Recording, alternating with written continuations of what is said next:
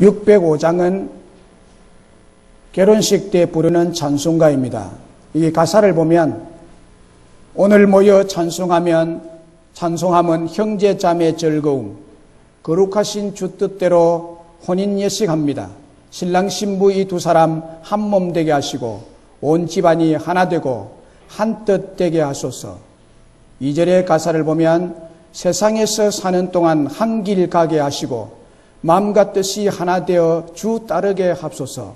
서로 믿고 존경하며 서로 돕고 사랑해 고와 낙을 함께하며 승리하게 합소서 라고 결혼식 때 이 찬송을 부릅니다.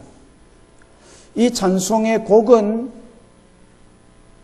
베토벤의 고향곡 9번에 나오는 환희의 송가에 일본 선교사로 오래 수고한 존 캐럴 데이비슨 목사님의 찬송 시를 붙여서 지금 우리 교회에서 부르고 있는 찬송입니다.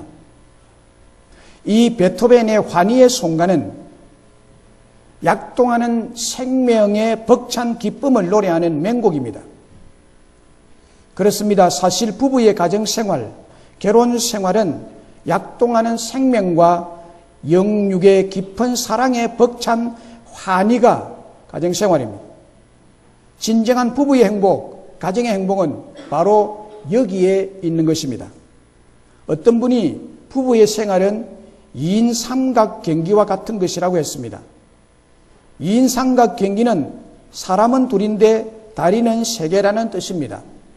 그러니까 두 사람이 옆으로 붙어서 붙은 부분에 한쪽 다리씩을 묶어서 두 다리를 하나로 만들어서 달리는 경기입니다.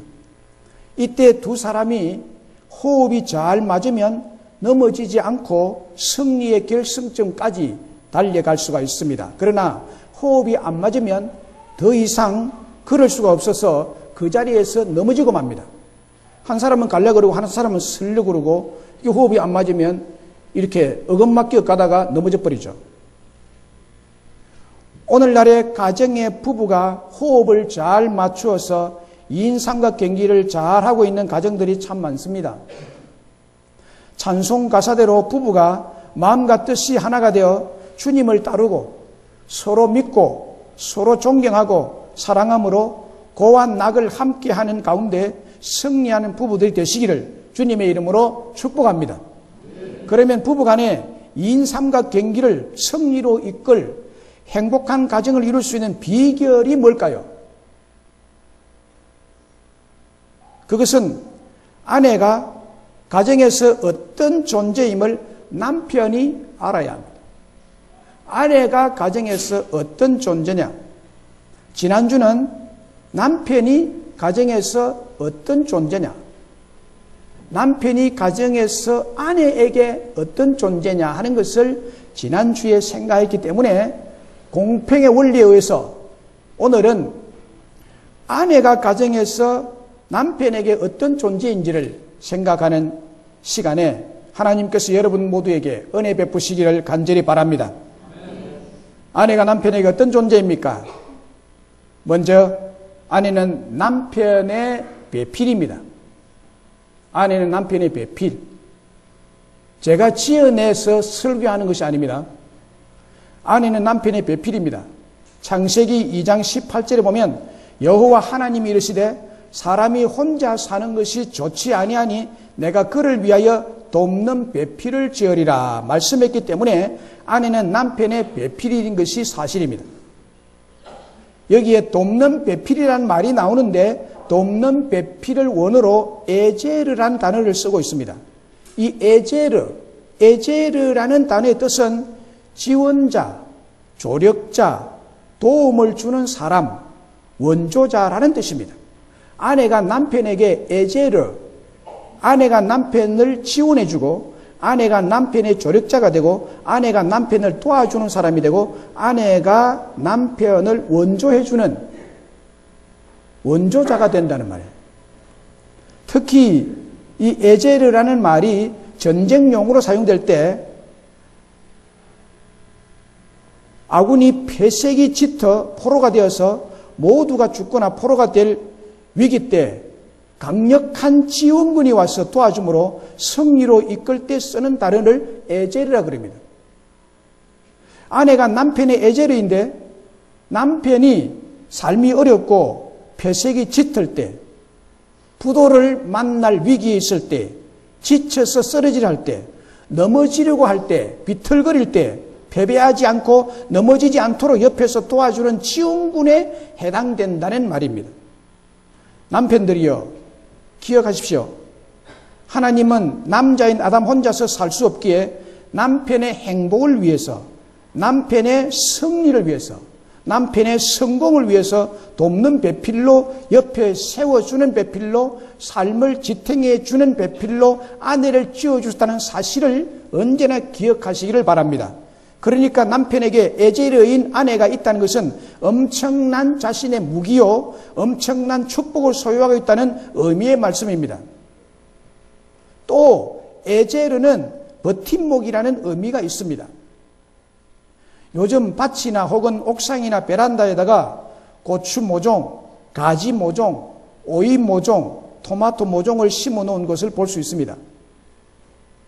이런 모종이 커서 고추나무, 가지나무, 토마토나무, 오이 줄기가 자라면 반드시 지지대나 버팀목을 세워주어서 이 연약한 나무들의 쓰러짐과 부러짐을 예방하고 보호하고 도와주는 역할을 합니다. 만약에 이 버팀목을 옆에서 세워 받쳐주지 않으면 어떻게 될 것 같습니까? 바람이 강하게 불거나 폭우가 강하게 쏟아지면 그 저항을 홀로 이기지 못해서 넘어지고 부러지고 마는 것입니다. 그러나 버팀목이 있는 나무는 비바람 앞에 튼튼히 견뎌내는 것을 볼 수가 있습니다. 돕는 배필로 여러분에게 온 아내 에제르는 마치 남편에게 버팀목과 지지대와 똑같은 것입니다. 지지대가 없고 버팀목이 없다면 남편은 어려움 앞에서 홀로 견디지 못하고 쓰러지고 부러지고 말 것입니다. 그러므로 남편에게 아내가 없어서는 안 될 버팀목과 같은 존재입니다. 그리고 돕는 배필이란 아내가 남편의 코치와 같은 역할을 한다는 뜻입니다. 에제르 즉 조력자, 이 조력자라는 말이 영어로 코치라는 말입니다. 운동선수들에게는 코치가 절대적입니다. 코치가 있어야 됩니다. 아무리 훌륭한 재능을 가진 선수라도 코치가 없으면 한계에 부딪히고 맙니다. 더 이상 점프를 할 수가 없습니다. 보통 능력이 있는 선수를 발굴해서 그를 더 빛나게 하기 위해서 코치를 배정을 합니다. 코치는 엄지에서 묵묵히 선수들을 빚어나갑니다. 코치는 선수가 경기에서 잘 뛸 수 있도록 모든 배려를 돕는 사람입니다. 선수는 코치로 인해서 다듬어지고, 선수는 코치로 인해서 빛이 나고, 선수는 코치로 인해서 실력이 향상이 되고 경기에서 우승의 영광을 얻을 수 있습니다. 절대 좋은 코치 없이는 좋은 선수가 나오지 않습니다. 이와 똑같이 아내가 남편의 조력자인 코치와 같습니다. 요즘은 아내 말을 들어야 성공하고 행복해진다는 말을 하고 있습니다. 왜냐하면 하나님께서 아내가 남편을 돕고 세우고 조력하는 코치로, 배필로, 에제르로 세웠기 때문입니다. 하나님이 이 에제르로 세울 때 여자에게는 특이한 지혜를 하나님이 넣어서 이 하드웨어의 하드웨어인 헤드에 특이한 지혜를 주셨어요. 남편의 에제르가 되도록. 그래서 남자에게 없는 특별한 지혜가 여자에게 있습니다. 여자 말 안 듣는 남자는 절대로 이 땅에서 패배자로 될 수밖에 없습니다. 대구 충의교회를 시무하시는 이유영 목사님이 계십니다. 저와 한 6개월 넘게 같이 공부를 한 목사님이십니다. 그 목사님이 총각 시절에 계곡에서 수영을 하다가 높은 바위 위에서 계곡물 속으로 다이빙을 하다가 잘못 떨어져서 물가의 바위 위에 다이빙하면서 머리가 떨어졌습니다. 그래서 머리와 척추를 심하게 다치는 바람에 죽음의 문턱까지 갔다가 살아났는데 전신에 마비가 와서 혼자 힘으로는 움직일 수 없게 됐습니다. 그 길로 신학교를 다니게 되었습니다. 신학교 7년을 잘 마치고 현재 목회 활동을 하고 계십니다. 휠체어를 타고 다니면서 신학교 7년간 그리고 강의를 듣고 필기를 해야 하고 공부를 하고 모든 활동을 혼자 할 수가 없는 분이십니다.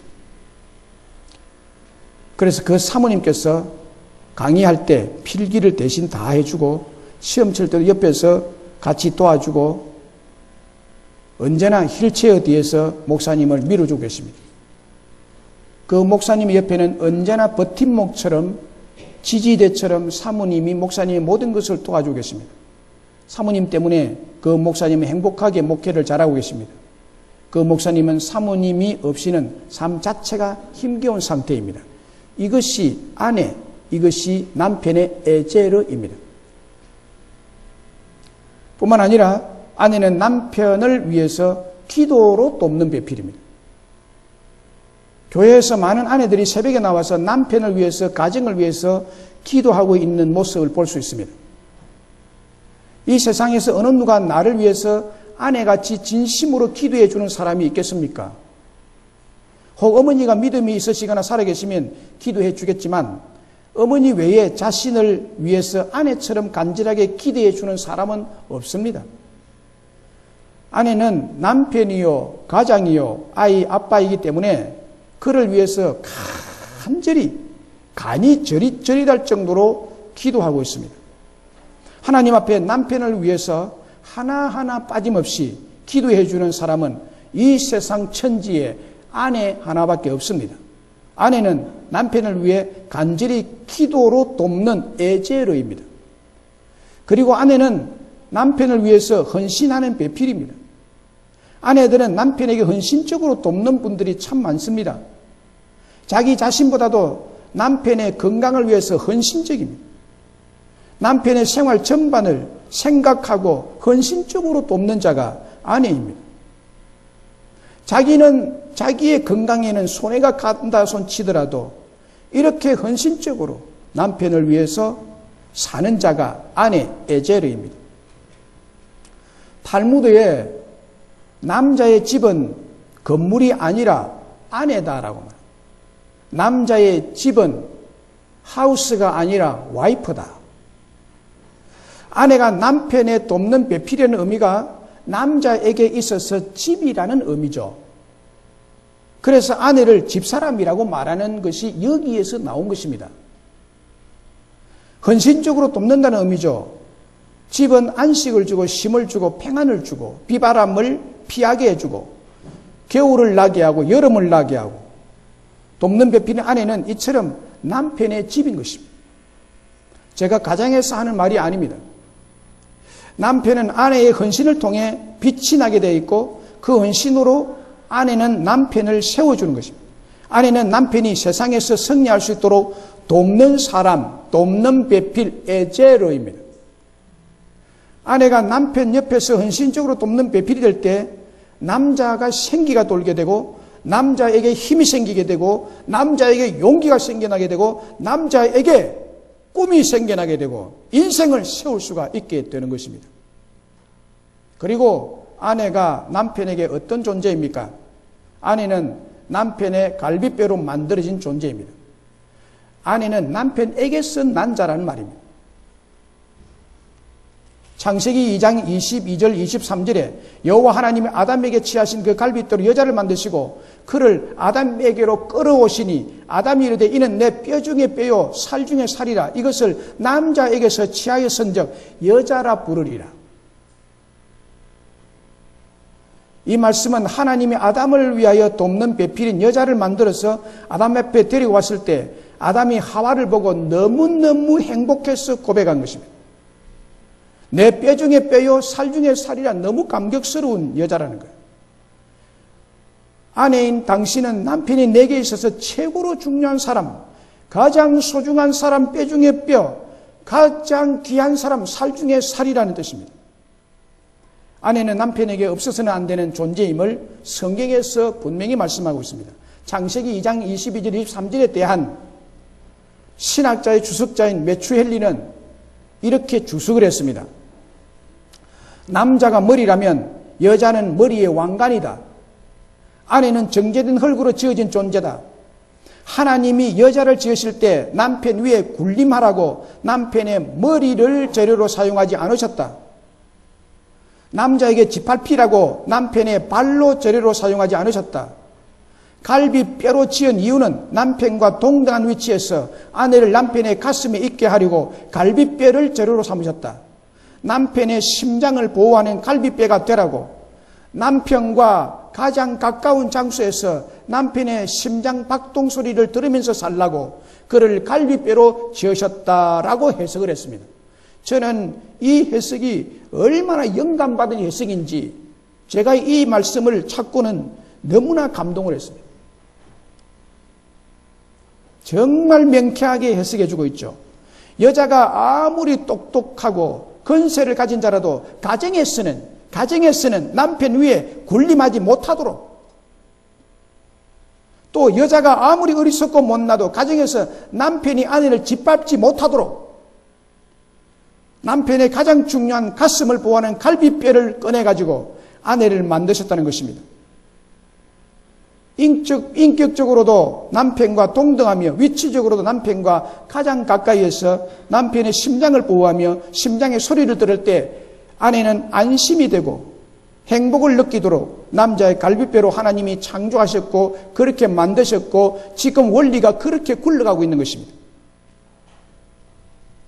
이 의미가 성경에서 말씀하는 아내라는 존재의 의미, 에제르의 존재의 의미입니다. 그리고 아내가 남편에게 어떤 존재입니까? 아내는 남편과 한 몸이 된 존재입니다. 한 몸이 된 존재입니다. 오늘 본문 31절에 그러므로 사람이 부모를 떠나 그의 아내와 합하여 그 둘이 한 육체가 될지니라고 했습니다. 창세기 2장 24절의 말씀을 인용한 말씀인데 뜻은 같지만 좀 다르게 표현하고 있습니다. 창세기 2장 24절에는 이러므로 남자가 부모를 떠나 그의 아내와 합하여 둘이 한 몸을 이룰지로다. 이 말씀을 예수님도 인용했습니다. 마태복음 19장 5절에 보면 예수님께서도 말씀하시기를 그러므로 사람이 그 부모를 떠나서 아내에게 합하여 그 둘이 한 몸이 될지니라. 마가복음 10장 7절로 9절에서도 이러므로 사람이 그 부모를 떠나서 그 둘이 한 몸이 될지니라. 이러한즉 이 둘이 아니요 한 몸이니 이러므로 사람이 하나님이 짝지어 주신 것을 사람이 나누지 못할지니라.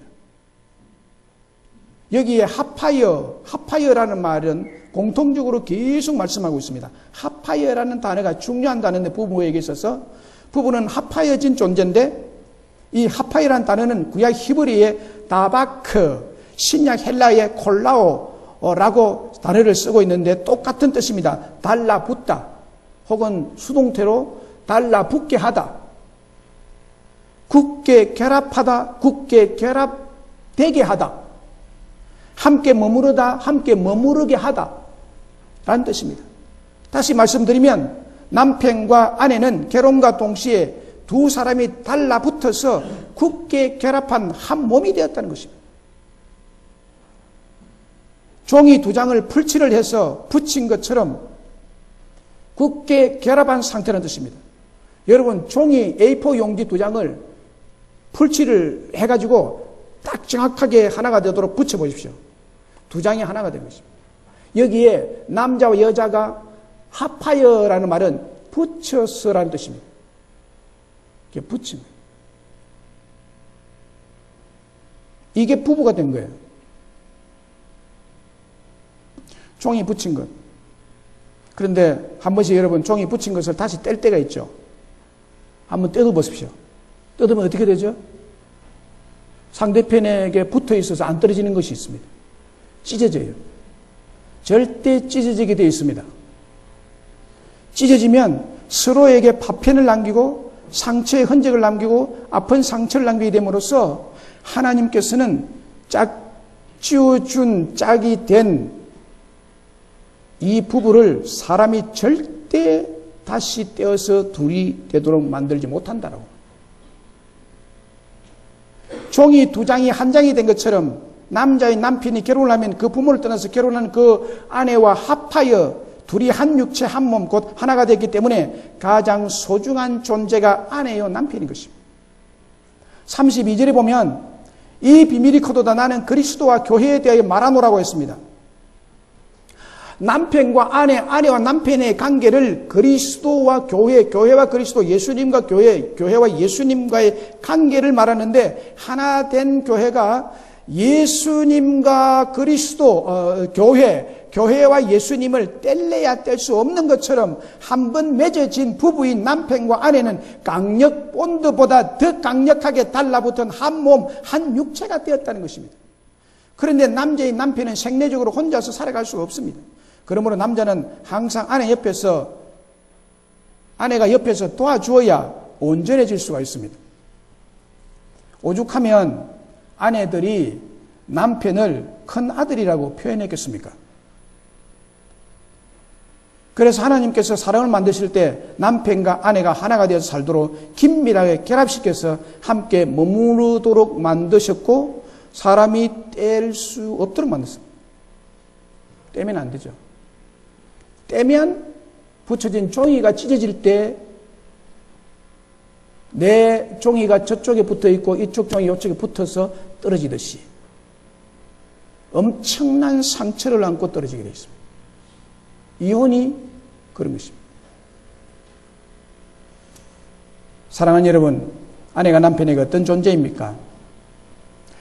아내는 남편의 배필이라고 했습니다.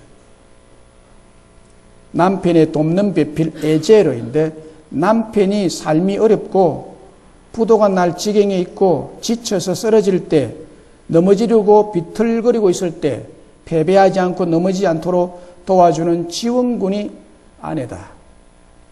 돕는 배필로 여러분에게 온 아내 에제르는 마치 남편에게 버팀목과 지지대와 같은 것입니다. 지지대가 없고 버팀목이 없다면 남편은 어려움 앞에서 홀로 견디지 못하고 쓰러지고 부러지고 꺾여버리고 말 것입니다. 그러므로 남편에게 아내가 없어서는 안 될 소중한 버팀목과 같은 존재가 아내입니다. 그리고 아내는 남편의 갈비뼈로 만들어진 존재입니다. 갈비뼈로 지은 이유는 남편과 동등한 위치에서 아내를 남편의 가슴에 있게 하려고 갈비뼈로 재료로 삼으셨습니다. 남편의 심장을 보호하는 갈비뼈가 되라고, 남편과 가장 가까운 장소에서 남편의 심장 박동 소리를 들으며 살라고 그를 갈비뼈로 지었다고 말씀드렸습니다. 아내는 남편과 한 몸이 된 존재입니다. 둘이 합하여 한 몸을 이루는 것이 부부인데, 그 의미는 종이 두 장을 풀칠해서 붙인 것처럼 굳게 결합한 상태라는 것입니다. 사람이 함부로 이 두 부부를 나누지 못할지니라고 말씀했습니다. 풀칠해서 붙인 종이 두 장을 다시 떼려면 원행 상태로 떨어지지 않습니다. 절대로 떨어져.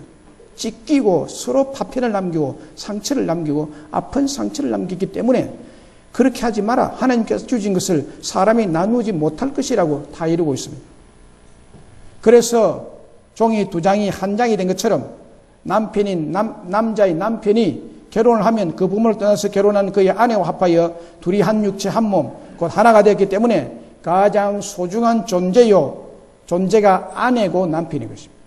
남편들은 이렇게 소중한 아내를 오늘 말씀을 통해서 하나님께서 어떻게 하라고 하십니까?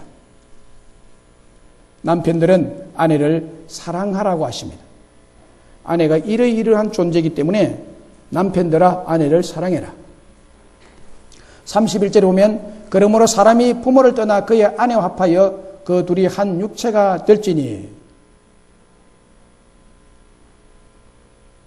33절에 각각 자기 아내 사랑하기를 자신같이 하고 25절에도 보면 남편들아 아내 사랑하기를 그리스도께서 교회를 사랑하시고 그 교회를 위하여 자신을 주심같이 하라. 28절에도 이와 같이 남편들도 자기 아내 사랑하기를 자기 자신같이 할지니 자기 아내 사랑하는 자는 자기를 사랑하는 것이니라고 했습니다. 아내 사랑하기를 자기 자신같이 하라고 했습니다. 내 몸을 사랑하듯이 자기 아내를 사랑해라. 그리스도 예수님께서 교회를 사랑하셔서 그 교회를 위해서 자기 자신을 십자가에 내주심같이 남편을 아내를 사랑하되 몸을 던져서 사랑해라. 아내를 그렇게 사랑해. 전적인 희생으로 십자가를 지는 사랑으로 아내를 사랑해 주라. 이렇게 자기 아내를 사랑하는 자가 바로 자기 자신을 사랑하는 것이라고 말합니다. 아내를 그렇게 내 몸을 던져서 예수님이 교회를 위해서 몸을 던져서 십자가에 몸을 던져서 생명을 던져서 교회를 세우듯이 아내를 세워놓으면 그 아내가 결국 자기를 사랑하고 헌신하고 자기를 위해서 기도하고 돕는 배필의 역할, 버팀목의 역할을 하니까 결국 나를 사랑한 거라는 거예요. 자, 여기에서 우리 동영상 하나 보고 또 설교를 듣겠습니다.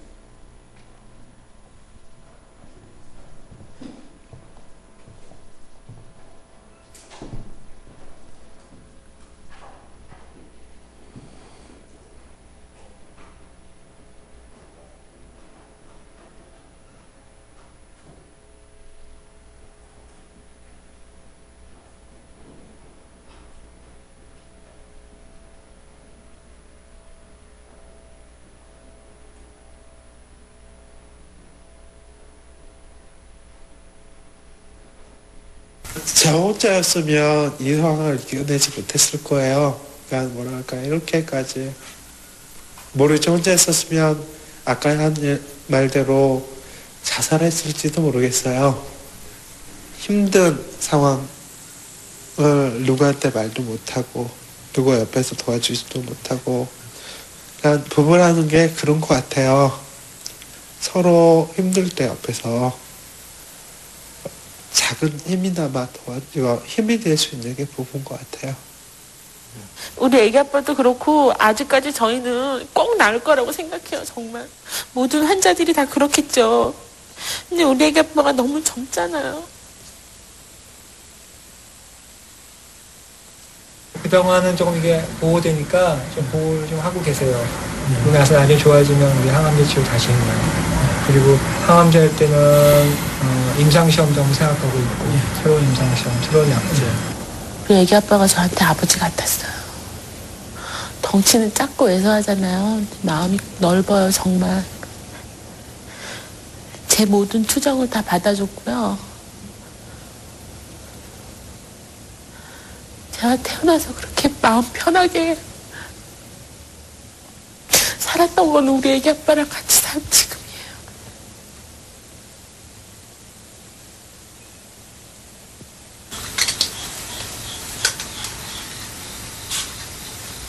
이거 그걸 먼저 놨구나. 자, 하나, 둘, 셋. 사진은 왜 찍나게 되면 하루에 최소한 2번은 얼굴을 봐야 될 거예요. 사진 찍을 때 굉장히 자세히 쳐다보고 찍거든요. 지금 8월이지. 이제 한 달 있으면 만 8년이 되는 거지. 2800매에 2배니까 5600매가 되겠죠. 예. 네. 그렇게 하루에 2번씩이니까. 날짜가 2800날이니까 8년이면.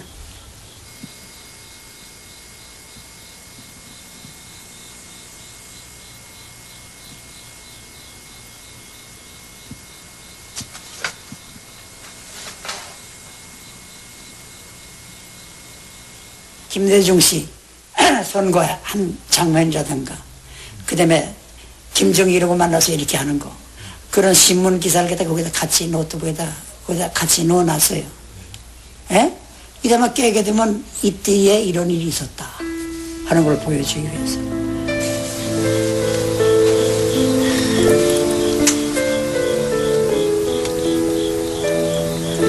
그래 잘 있었지 오늘도. 그래.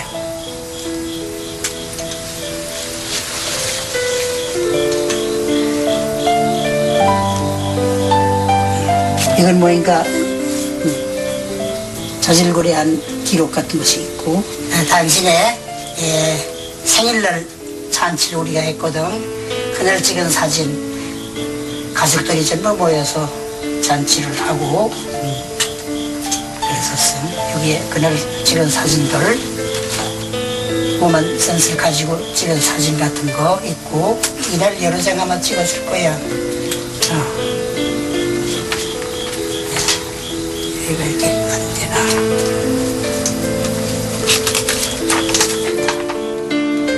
그래서 말을 못하니까 뭐 하야 소용도 없고 두들 수도 없고 그래서 제일 처음에는 굉장히 뭐랄까 굉장히 가슴 아프고 그랬는데 나중엔 철학을 바꿔야 돼요. 그래서 철학을 이렇게 바꾸게 되면 살아있는 것만 해도 감사하다는 생각으로 바꾼 거예요. 살아있는 것만 해도 감사하다고 하나님.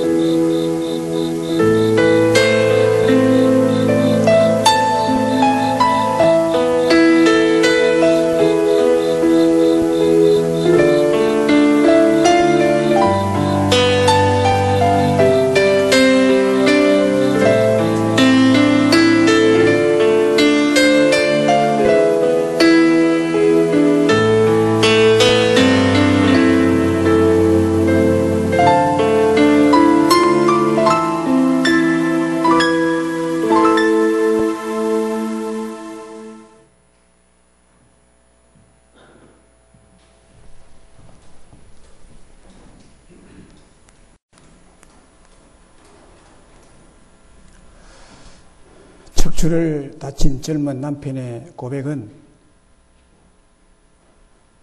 아내가 곁에 없었다면 죽었을 것이라, 자살했을 것이라. 그러면서 부부가 뭐냐?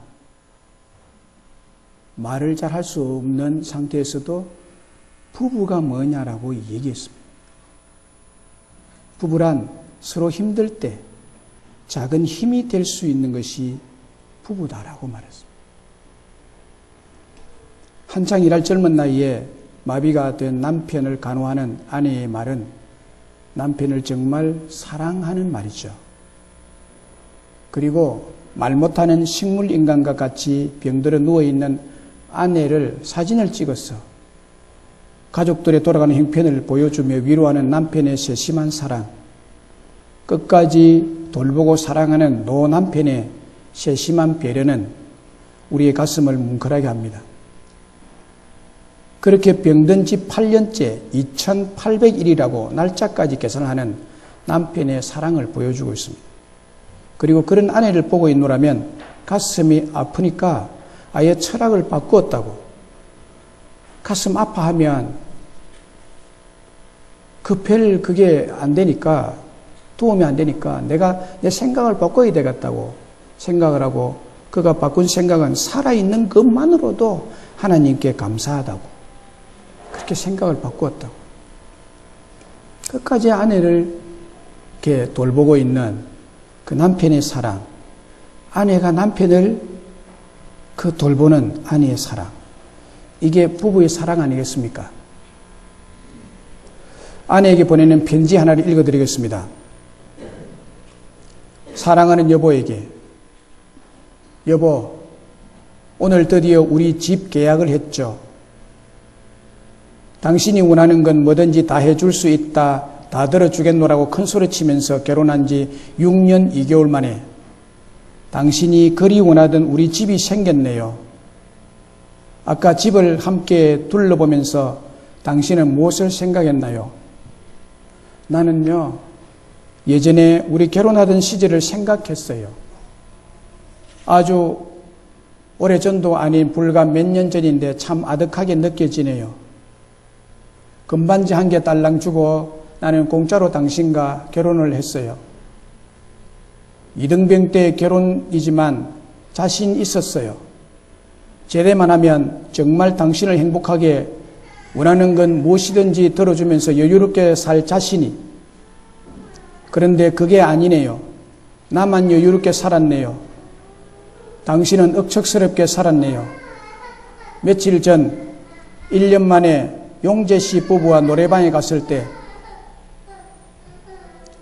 당신은 요즘 노래를 아는 게 없다면서 당황해 했었죠. 나는 속으로 더 당황했어요. 당신이 모르는 최신곡들 나는 알고 있었으니까요. 당신 결국 작년 이맘때 노래방에서 불렀던 노래를 다시 불렀죠. 연애할 때 2시간을 불러도 다 못 부를 정도로 많은 노래를 알던 당신이었는데 왜 노래를 못 부르게 되었나요? 그동안 무엇을 했나요? 결혼 6년, 나는 어느새 못난 남편이 되어 있네요. 러닝머신에서 5분도 뛰지 못하고 헐떡거리는 당신에게 마라톤 대회에 나가야 하니 아침 일찍 인절미 구워달라고 부탁하는 철없는 남편이 되어 있네요. 우리 생생한 젊음들끼리 만나서 결혼했는데 그새 왜 나만 이리 잘 뛰고 잘 놀게 되었나요? 내가 운동하고 노래 부르는 동안 당신은 뭘 했나요?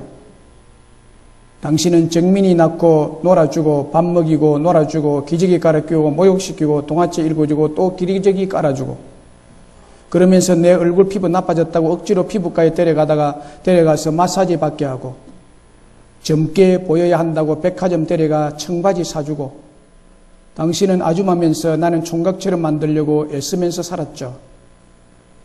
당신은 농담처럼 우리 집에는 아이가 둘이 있다고 그런데 큰아이가 훨씬 키우기 힘들다고 말하죠.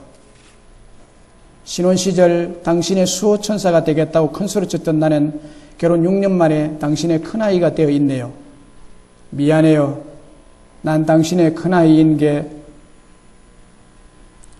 너무나 행복했지만 당신은 참 힘들었죠. 앞으로는 당신이 나의 큰아이가 되세요.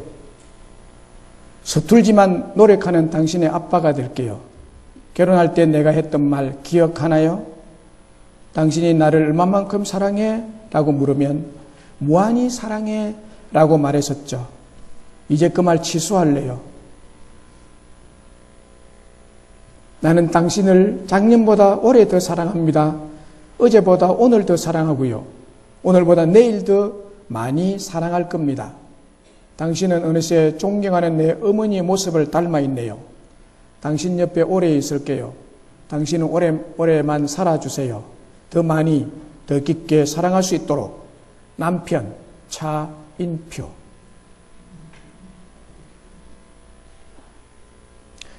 차인표 씨는 오늘의 인기 있는 유명한 탤런트 차인표가 있기까지 아내인 탤런트 신애라 집사님의 돕는 배필로서 갈비뼈로서 한몸이 된 부부로서 인내와 헌신이 있었기에 가능했노라고 감사하고 있습니다. 저 역시 목사로서 가시밭길 목회, 십자가의 길 목회 사역을 오늘까지 잘해올 수 있었던 것은 내 옆에서 동력하며 헌신하며 늘 옆에서 돕는 배필로서 기도로 도와준 제 아내가 있었기에 여기까지 올 수가 있었습니다. 그래서 저도 부부주일에 아내에게 바치는 노래를 지었습니다. 읽어드리겠습니다. 아내에게 바치는 노래 김을만. 사랑하는 여보, 우리가 수영 로타리 지하 다방에서 처음 만났던 때가 벌써 33년 전의 일이었네요. 두 사람이 처음 만나 긴장하고 있는데 갑자기 쥐 한 마리가 다리 사이로 지나간 것을 보고 많이도 놀랐던 때가 엊그제같이 지났습니다. 공부밖에 모르는 철없는 신학생을 만난 이후로 고통과 아픔, 근심과 슬픔, 모욕과 존귀함을 함께 해온 세월이었습니다. 다투기도 싸우기도 하염없이 눈물을 흘리기도 하며 때론 기뻐서 즐거워하며 웃으며 살아온 세월이었습니다. 결혼 25년째 은혼식과 50년 금혼식을 하는 부부를 부러워하며 우리도 그렇게 살았어. 그때 우리 같이 해외여행이라도 가자며 보채던 당신께 따뜻한 말 한마디 못해 주었습니다. 2012년 6월 24일 주일 새벽을 기억하지요. 독일에 있는 혜민이 몸이 안 좋아서 새벽기도 마치고 급히 목양실에 올라와 전화를 했던 일. 혜민이가 전하는 백명 소리에 하늘이 무너지듯 놀라 주저앉던 당신의 모습이 선하네요. 그해 7월 12일 목요일에 꾼에 있던 아들과 셋이서 독일 프랑크푸르트 공항에 오후 7시경에 내려 곧바로 하이델베르그 대학병원 17병동 4층 9호실 무균실에서 침상에 하얗게 누워있던 혜민이 만난 날, 가슴이 찢어지는 아픔에 눈물을 흘리던 그 일이 엊그제 일처럼 그림같이 지나갑니다. 우리 음식을 삼시세끼 그릇에 담아 힘겹게 자전거를 저으며 네카강 다리를 건너던 일을 생각하니 또 한 번 가슴이 멍해집니다. 네카의 강가에 민들레를 보고 보물을 발견한 듯 우리 혜민이 살리려 내가 이렇게 여기 있었구나라고 정신 나간 여자처럼 기뻐서 민들레와 대화하며 민들레 접자고 겉절이에서 먹이던 민들레 어머니, 그것 먹고 혜민이가 저렇게 건강하게 살아있다오. 그리고 그리도 사랑해서 염려하던 아들 행진이도 이제 결혼을 하고 좋은 며느리도 얻어서 같이 사는 것이 좋기도 하고 힘들지요. 조금만 참고 지나면 괜찮아질 거예요. 2, 3일 전 밤에도 잠은 못 들어 뒤척이고 흰머리카락이 많아진 당신을 보니 가슴이 저리 옵니다. 내가 죽으면 결혼 다시 할 거냐고 묻던 당신. 나는 당신이 최고라고, 당신 덕분에 산다고 어린 소녀처럼 진실을 말하던 당신. 정관 신도시 종교부지 계약하며 기뻐서 어쩔 줄 모르던 당신. 옷도 제대로 챙겨 입지 못하고 얼굴도 가꿀 시간이나 여유가 없어서 곱던 피부가 많이 상했다고, 흰머리 하나둘 생길 때는 애써 뽑더니 이제는 뽑을 수 없이 많아진 흰머리를 체념하고 척추 전방 전이증과 협착증으로 다리가 저리고 마비 증상에 고통하고 상심하던 당신. 앉아서 기도하는 것도 불편해서 서서 하는 당신의 모습에 많이 마음이 아픕니다. 하늘나라에 가서 주님을 만날 때 가장 먼저 당신을 주신 주님께 감사를 드리며 당신과의 만남이 내 인생의 가장 큰 축복이었다고 말할 것입니다. 천국에서도 이 그리움으로 당신을 만나며 함께 살 것을 믿습니다. 당신을 생각할 때마다 내 가슴이 뜨거워지고 눈시울이 뜨거워지는 것은 이제야 조금씩 철이 들어가고 마음눈이 열리나 봅니다. 푸르름의 5월, 장미의 5월이 당신의 아가페의 사랑처럼 피어나고 있습니다.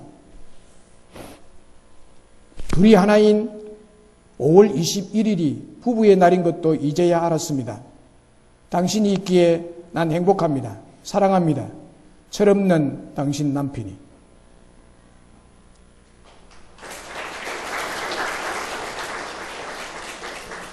여기에 편지 내용이 있습니다. 사모님 나오셔서 받으시죠.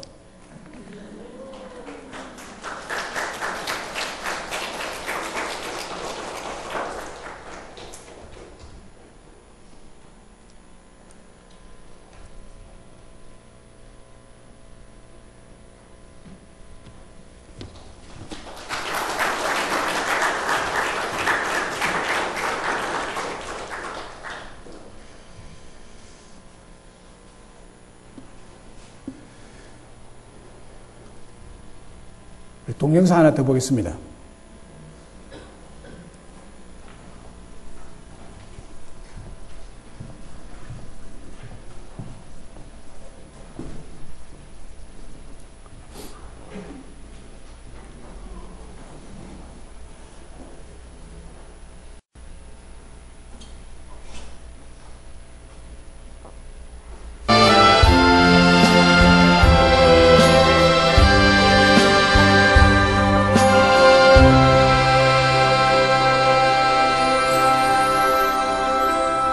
이른 아침에 잠에서 깨어 너를 바라볼 수 있다면 물 안개에 피는 강가에 서서 작은 미소로 너를 부르리.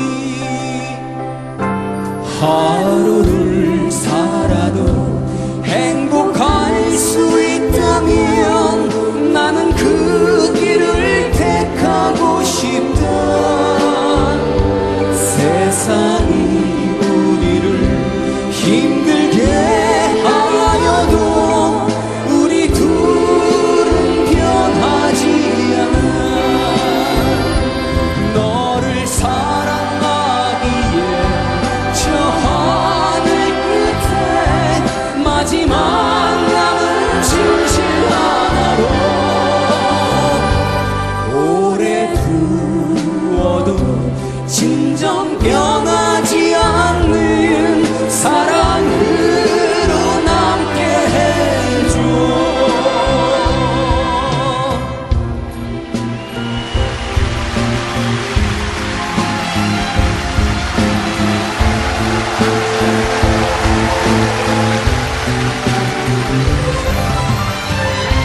여러분 새해 복 많이 받으시고요. 2절은 크게 같이 부르겠습니다.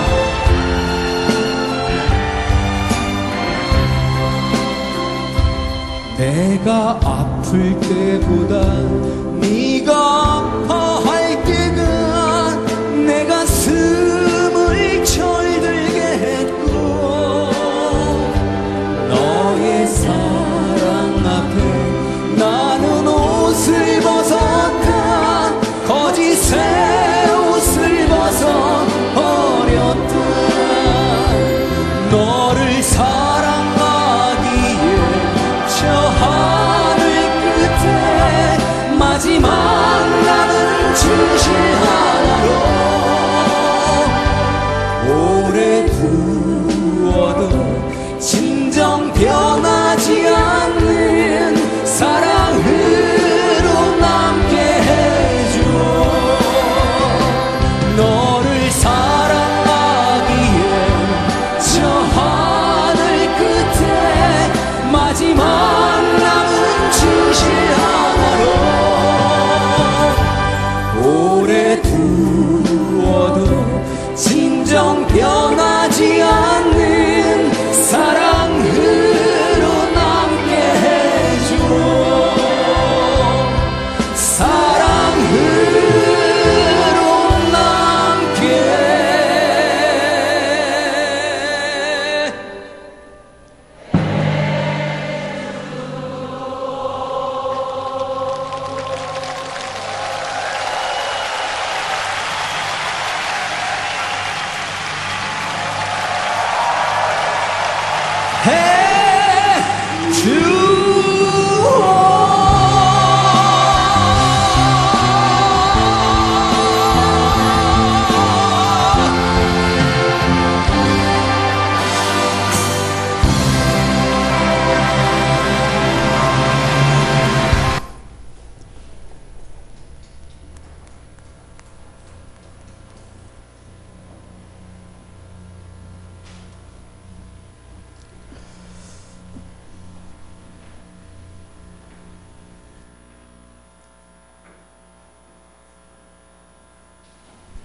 하루를 살아도 행복할 수 있다면 나는 그 길을 택하고 싶다고. 여러분, 남편에게서 아내는 이렇게 중요합니다. 여러분의 번팀복이 되고 또 멘토가 되고 코치가 되는 그런 아내입니다.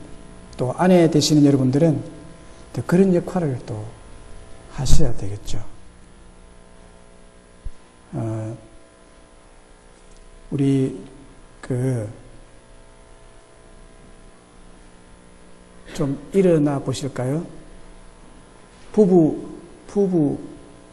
오신 분들을 한번 일어나 보십시오. 부부도 일어나보세요. 남편이 아내에게 세 마디를 하세요. 세 마디를 하는데 잘 기억했다가 세 마디를 하세요. 아내에게 세 마디를 하시라고. 당신 수고에 감사합니다. 이야기하시라고. 남편이 아내에게 당신 수고에 감사합니다고 말하세요. 마주보면서 한번 얘기해 보시죠. 하나님 앞에서 지금 얘기하는 거예요. 두 번째, 당신의 도움으로 삽니다. 얘기해 보세요. 세 번째, 당신을 사랑합니다. 예. 우리 다시 이제 아내가 남편에게 역으로 그렇게 이야기하세요. 당신 수고에 감사합니다고. 당신의 도움으로 삽니다. 당신을 사랑합니다. 예. 오늘 홀로 오신 분들, 제가 대신해서 하나님이 여러분들에게 말씀하라고 위로해 주라고 다 일어서십시오. 다 자리에서 일어나십시오. 여러분 세상 산다고 수고 많으십니다. 그리고 하나님의 도우심으로 사시기를 바랍니다. 하나님을 더 사랑하시기를 간절히 바랍니다. 그래서 우리 찬양합니다. 사랑은 언제나 오래 참고